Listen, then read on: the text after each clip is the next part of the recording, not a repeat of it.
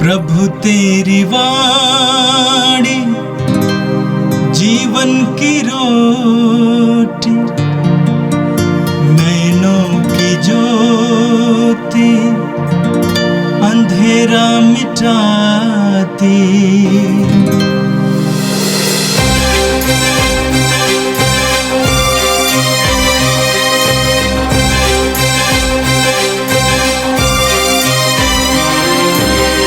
प्रभु तेरी वाणी जीवन की रोटी, नैनों की ज्योति अंधेरा मिटाती।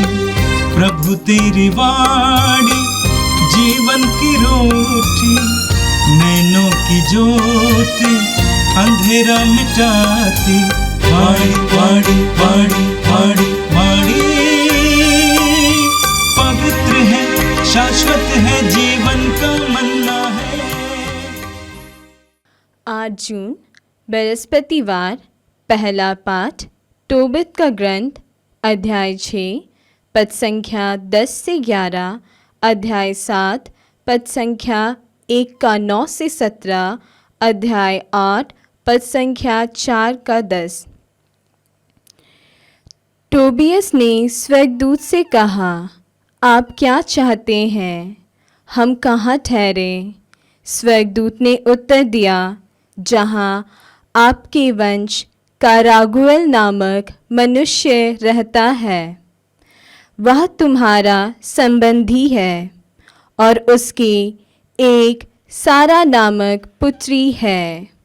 वे रागुएल के यहाँ आए और रागुएल ने उनका आनंदपूर्वक स्वागत किया। कुछ समय तक बातचीत करने के बाद रागुएल ने एक मेढ़ा मारने और भोजन की तैयारी करने का आदेश दिया। जब उसने दोनों को भोजन पर बैठने का निमंत्रण दिया तो टोबियस ने कहा, जब तक आप मेरा निवेदन स्वीकार कर मुझे अपनी पुत्री सारा को देने का प्रतिज्ञा नहीं करेंगे, तब तक मैं कुछ भी नहीं खाऊंगा पीऊंगा। तब रागुएल ने यह सुना तो उस पर भय छा गया, क्योंकि वह जानता था कि उन 7 पुरुषों पर क्या बीती थी जो सारा के पास गए थे। इसलिए वह डरता था कहीं टोबियस पर भी वही ना बीते। जब उसने असमंजस में पड़कर टोबियस की मांग का उत्तर नहीं दिया तो स्वर्गदूत ने उससे कहा, आप उसे अपनी पुत्री देने से ना डरिए। यह ईश्वर पर श्रद्धा रखते हैं, इसलिए आपकी पुत्री इन्हीं की पत्नी बनने वाली थी और यही कारण है कि कोई दूसरा व्यक्ति इसका पति नहीं बन सका। इस पर रागुएल ने कहा, अब मैं जान गया कि ईश्वर ने मेरी प्रार्थनाएं और मेरी आंसू स्वीकार किए। मुझे विश्वास है कि ईश्वर ने आप दोनों को इसलिए मेरे यहाँ भेजा है कि मेरे पुत्री मूसा की संहिता के अनुसार अपने संबंधी की पत्नी बन जाए। आप निश्चिंत रहिए, मैं उसे आपको दे दूंगा। तब उसने अपनी पुत्री का दाहिना हाथ पकड़कर उसे टोबियस के दाहिने हाथ पर रखा और कहा, इब्राहिम, इज़ाक और याकूब का ईश्वर तुम्हारे साथ हो। वह तुम दोनों को एक कर दे और तुम्हें भरपूर आशीर्वाद प्रदान करे। और उन्होंने कागज ले जाकर विवाह के अनुबंध पत्र पर हस्ताक्षर किए। इसके बाद वे ईश्वर को धन्यवाद देकर भोजन करने लगे। टोबियस ने कुमारी को संबोधित कर कहा, सारा, उठकर खड़ी हो जाओ। हमें आज, कल और परसों ईश्वर से प्रार्थना करते रहना चाहिए। हम 3 रात तक ईश्वर के सामने उपस्थित रहें और तीसरी रात बीत जाने पर ही हम अपना विवाहित जीवन प्रारंभ करें। हम संतों की संतति है और उन लोगों की तरह अपना विवाहित जीवन प्रारंभ नहीं कर सकते जो ईश्वर को नहीं जानते। दोनों उठ खड़े हुए और आग्रह के साथ सुरक्षा के लिए मिलकर प्रार्थना करने लगे। टोबियस ने यह कहा, हे प्रभु, हमारे पूर्वजों के ईश्वर, आकाश और पृथ्वी, समुद्र, जलस्रोत एवं नदियाँ और उनमें रहने वाले तेरे बनाए हुए सभी प्राणी तुझे धन्य कहें। तूने पृथ्वी की मिट्टी से आदम की सृष्टि की और उसे सहयोगिनी के रूप में हेवा को प्रदान किया। हे प्रभु, तू जानता है कि मैं काम वासना से प्रेरित होकर नहीं बल्कि संतति की इच्छा से इस बहन को अपनी पत्नी के रूप में ग्रहण करता हूँ, जिससे वह संतति युग युगों तक तेरा नाम धन्य कहे। सारा ने भी कहा, हम पर दया कर हे प्रभु, हम पर दया कर, ऐसा कर कि हम स्वस्थ होकर बुढ़ापे तक एक साथ जीवित रह सके। यह प्रभु की वाणी है। संत मार्कुस के अनुसार पवित्र सुसमाचार अध्याय 12 पद संख्या 28 से 34 तक। एक शास्त्री यीशु के पास आया। उसने ये विवाद सुना था और ये देखकर कि यीशु ने सदुकियों को ठीक उत्तर दिया, उनसे पूछा, सबसे पहली आज्ञा कौन सी है? यीशु ने उत्तर दिया, पहली आज्ञा ये है, ये इस्राएल सुनो, हमारा प्रभु ईश्वर एकमात्र प्रभु है। अपने प्रभु ईश्वर को अपने सारे हृदय, अपनी सारी आत्मा, अपनी सारी बुद्धि और अपनी सारी शक्ति से प्यार करो। दूसरी आज्ञा ये है, अपने पड़ोसी को अपने समान प्यार करो। इनसे बड़ी कोई आज्ञा नहीं है।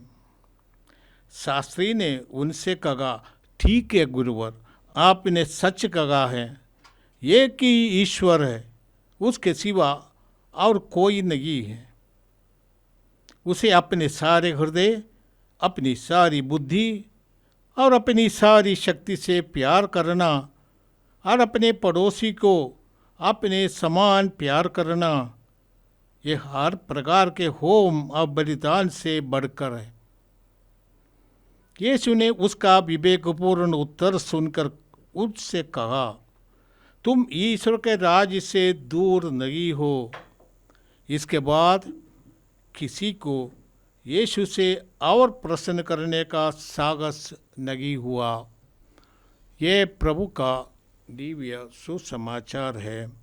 ख्रिस्त प्रभु की जय। प्यारे भाई और बहनों, आज का प्रथम पाठ तोबीत के ग्रंथ से है। इस पूरे हफ्ते हम तोबीत के ग्रंथ से पाठ सुनते हैं। तोबीत के ग्रंथ के द्वारा ईश्वर हमें सिखाते हैं कि धर्मी व्यक्ति के जीवन में भी कष्ट संकट हो जाता है और उसके माध्यम से वो परिष्कृत किए जाते हैं। जैसे सोना चांदी आग में परिष्कृत किए जाते, शुद्ध किए जाते।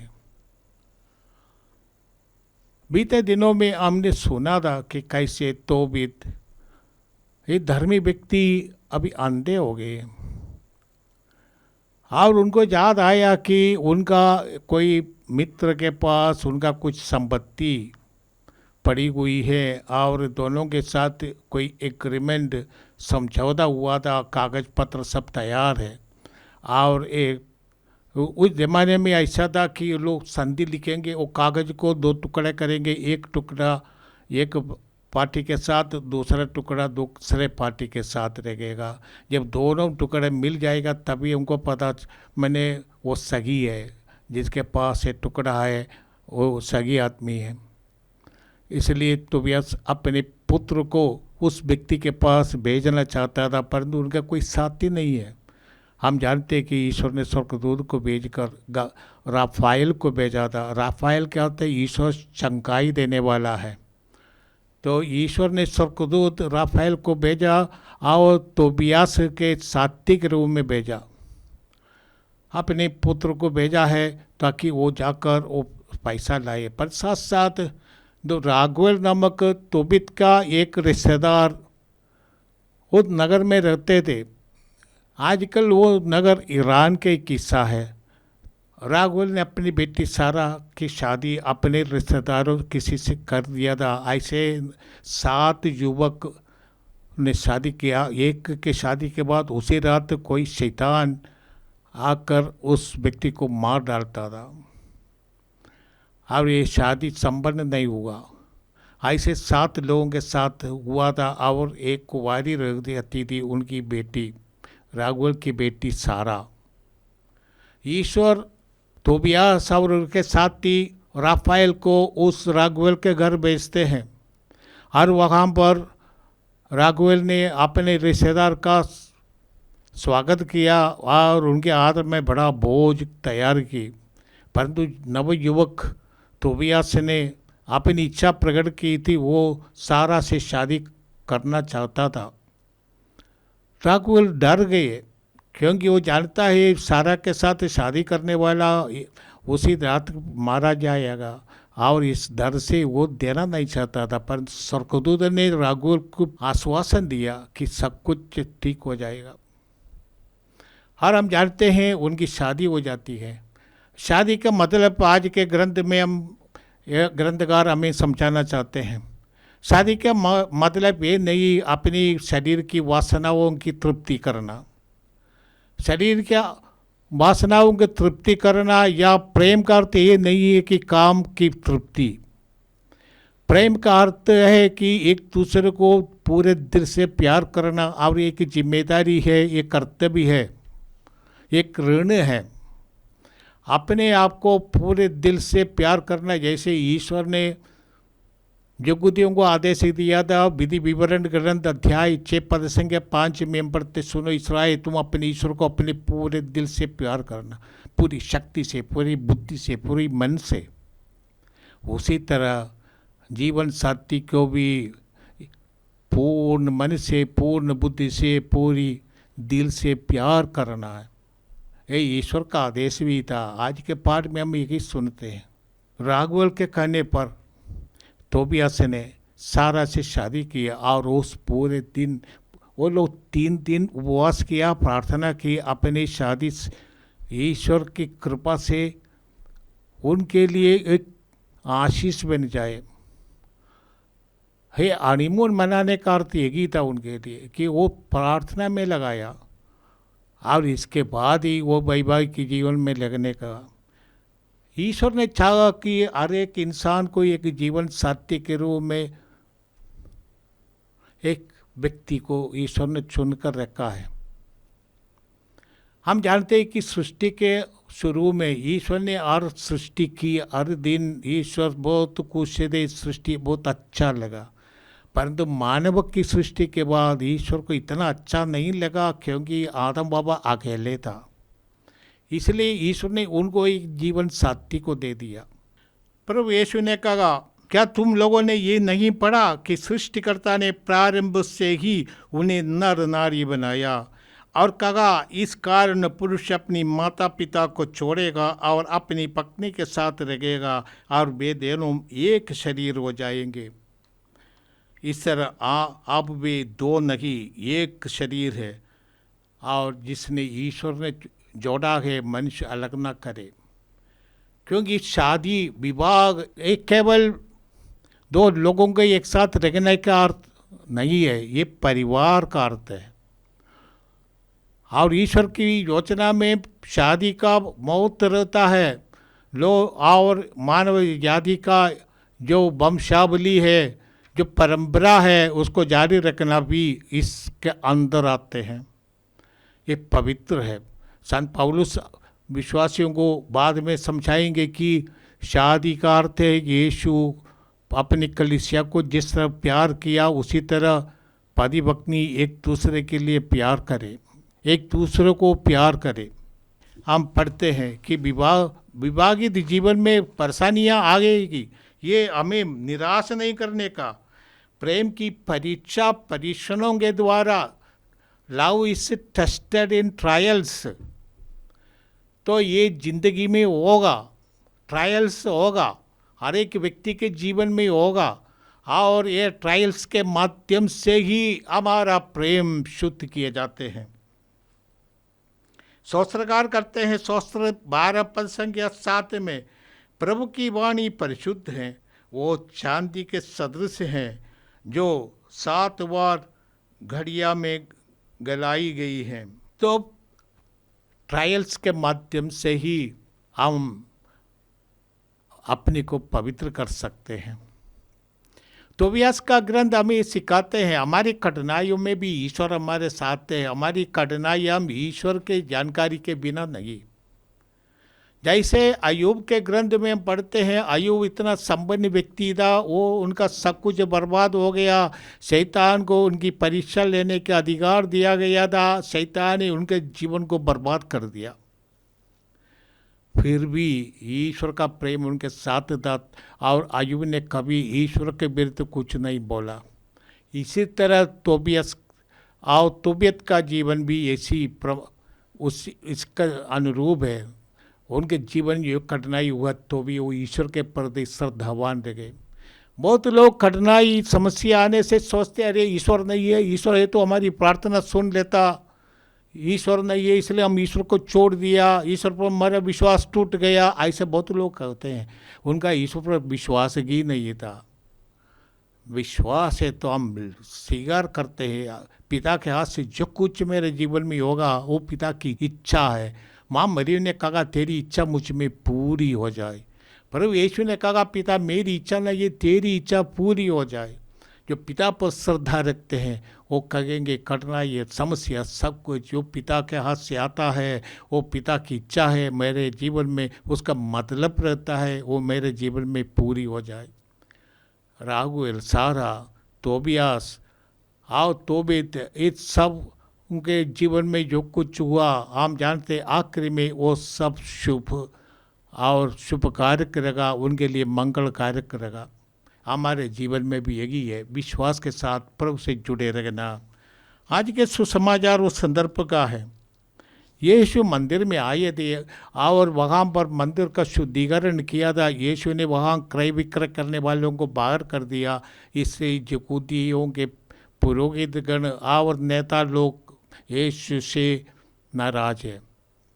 यीशु को पकड़ने के लिए वो लोग सोच रहे उनको फंसाएंगे, इसलिए यीशु के पास आकर वे एक ने यीशु से पूछा था क्या सीसर को कर देना, टैक्स देना अनिवार्य है नहीं, जिसके बारे में हमने मंगल के दिन सुना था। दूसरों ने आकर सदुकी लोग आकर पूछा था कि सदुकी लोग पुनरुत्थान पर विश्वास नहीं करते थे और फरीसी लोग करते थे, और ये सिद्ध करने के लिए मृतों का पुनरुत्थान नहीं होता है। उन्होंने यीशु के सामने ऐसी एक समस्या रखा। एक स्त्री ने एक व्यक्ति से शादी किया परंतु बिना संतति के वो मर गया, इसके कारण दूसरे भाई ने भी उसकी शादी किया। इसे 7 भाइयों ने इस महिला से शादी किया था, 7 निसंतान मर गए। पुनरुत्थान के दिन किसकी होगी बीवी? और यीशु ने उसको जवाब दिया पुनरुत्थान के दिन या स्वर्गदूतों के जैसा जीवन है। इस लोक में शादी इत्यादि का मतलब रहता है, ईश्वर के राज्य में स्वर्ग लोक में इस सब का कोई मतलब नहीं है। सब ईश्वर के स्वर्गदूतों के जैसा जीवन है। यीशु के जवाब देकर एक शास्त्री यीशु का जो अनुमोदन करते हुए उसने यीशु से एक प्रश्न पूछा। शायद इस शास्त्री ईमानदारी से पूछा था। यीशु से पूछा कि गुरुवर बताइए कौन सी आज्ञा सबसे महत्वपूर्ण है। हम लोग भी ऐसे सोचते होंगे कि उसे कौन महत्वपूर्ण बात है। यीशु ने उत्तर दिया सबसे महत्वपूर्ण ईश्वर के राज्य की खोज करो, तभी तुम्हें सब कुछ दिया जाएगा। यहूदियों के लिए 613 नियम थे, उनमें से 365 नियम सकारात्मक है और 248 नियम नकारात्मक, मत करो मत करो। तो ये नियमों का, इस आज्ञाओं का पालन करना यहूदी संप्रदाय में चर्चा का विषय था। और बहुत लोग, शास्त्री लोग इस पर लोगों को उपदेश देते थे, प्रवचन देते थे। ऐसे माहौल में ये शास्त्री आकर यीशु से पूछते, गुरुवर बताइए सबसे बड़ी आज्ञा कौन है। यीशु उनको जवाब में देते हैं, विधि विवरण ग्रंथ अध्याय 6 पद संख्या 5, जिसमें लिखा है, ये इस्राएल सुनो, हमारा प्रभु ईश्वर एकमात्र प्रभु है। अपने प्रभु ईश्वर को अपने सारे हृदय, अपनी सारी आत्मा, अपनी सारी बुद्धि और अपनी सारी शक्ति से प्यार करो। ये सबसे बड़ी आज्ञा है। ईश्वर को अपने पूरी शक्ति, अपने पूरी ताकत से प्यार करना, सर्वभावेन, अपने पूरे के पूरे मन तन शक्ति लगाकर ईश्वर को प्यार करना। और इसके बाद प्रभु कहते हैं, दूसरी आज्ञा यही है, प्रभु लेवी ग्रंथ अध्याय 19 पद संख्या 18 से लेते हैं और कहते हैं, अपने पड़ोसी को अपने समान प्यार करो। इससे बड़ी कोई आज्ञा नहीं है।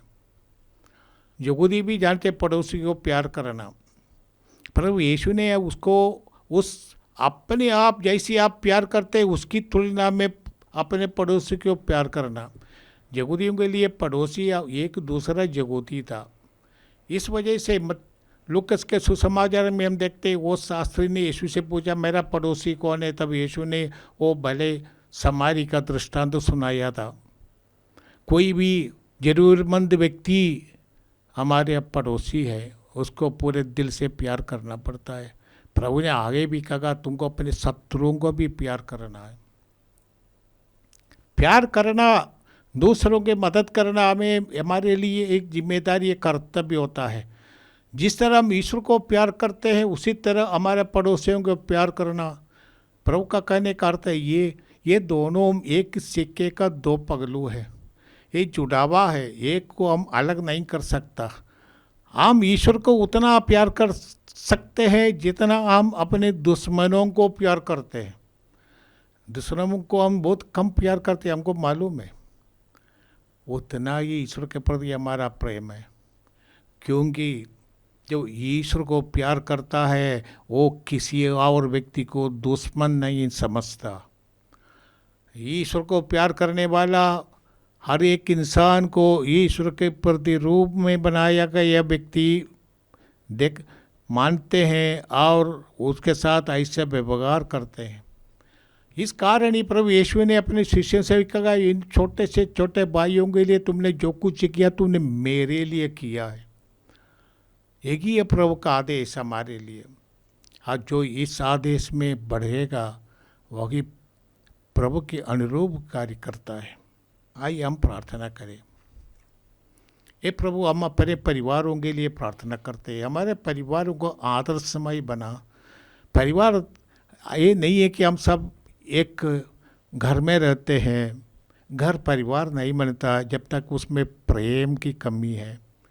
हे प्रभु, हर एक परिवार में तेरा प्रेम सुशोभित हो जाए, तेरा प्रेम प्रकट हो जाए। आपसी प्रेम के साथ, सम्मान के साथ ये विश्वासी रहते हैं और ईश्वर की महिमा प्रकट करते हैं। हे प्रभु, हम ये कृपा दे कि हम दूसरों को अपने समान प्यार करें।